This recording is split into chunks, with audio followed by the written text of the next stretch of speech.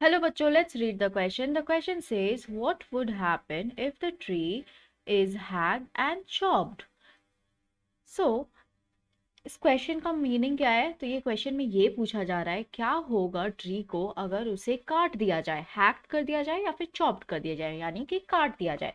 सो क्या की पॉइंट्स हम ध्यान में रखेंगे इसके आंसर को लिखते वक्त? सबसे पहला बात, the root will continue to provide nourishment to the tree stump if the tree is cut down. जो रूट है, जो जड़ है, वो लगातार उसे नरिशमेंट करता रहेगा, पोषण देता रहेगा उस ट्री के स्टम्प को, उस ट्री के ठुंडे को, अगर वो ट्री को काट दिया जाता है। Then soft twigs that emerge from the stump will later grow in its original size. और जो टहनियाँ हैं सॉफ्ट सॉफ्ट, वो बाहर निकलेंगी फिर से उसके ठुंडे से, और बाद में जा कर के वो अपने एक्चुअल साइज में बड़े होकर ग्रो कर जाएंगे, राइट? वो बड़े साइज में ग्रो कर जाएंगे।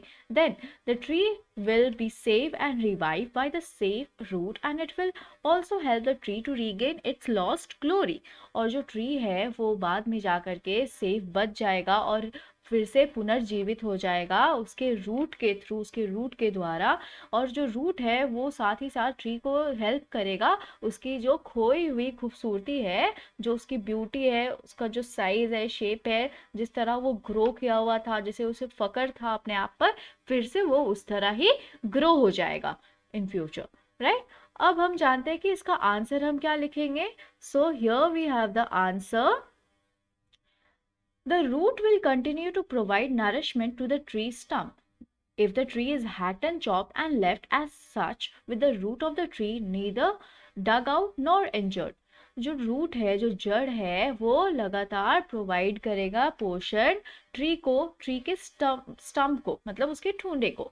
और जो ट्री है वो सिर्फ हैक्ड हुआ रहेगा और चॉप्ड किया हुआ रहेगा, और उसे ऐसे ही छोड़ दिया जाएगा बिना उसके जड़ को निकाले हुए, उखाड़ दिए हुए, या फिर उसके जड़ को उसी तरह की इंजरी पहुंचाए हुए, छोड़ दिए हुए, राइट? सो सिर्फ उसे हैक किया जाएगा और चॉप किया जाएगा, सिर्फ काटा जाएगा, उसके जड़ से, उसे जड़ से उखाड़ा नहीं जाएगा। तभी ये पॉसिबल है कि उसका जो रूट है उसे पोषण दे पाए। Then the soft twigs that emerge from the stump surface will then cover it।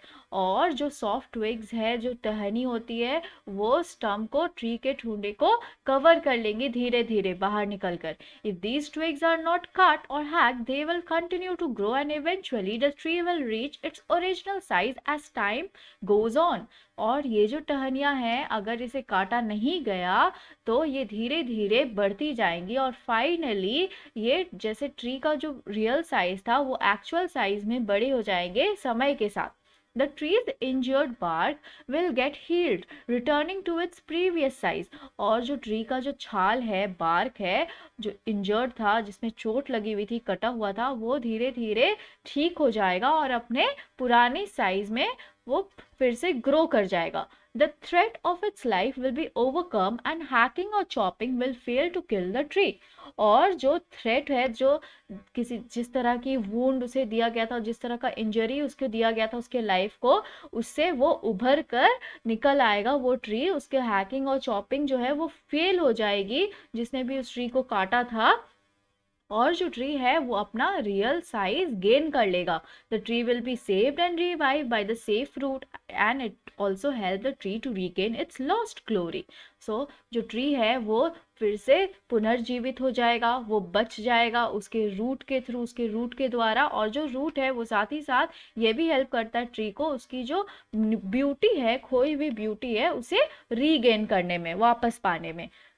So let's read the answer once again. Let's frame it. The root will continue to provide nourishment to the tree stump if the tree is hacked and chopped and left as such, with the root of the tree neither dug out nor injured. The soft twigs that emerge from the stump surface will then cover it. If these twigs are not cut or hacked, they will continue to grow, and eventually the tree will reach its original size as time goes on. The tree's injured bark will get healed, returning to its previous size. The threat of its life will be overcome, and hacking or chopping will fail to kill the tree. The tree will be saved and revived by the safe root, and it also helps the tree to regain its lost glory.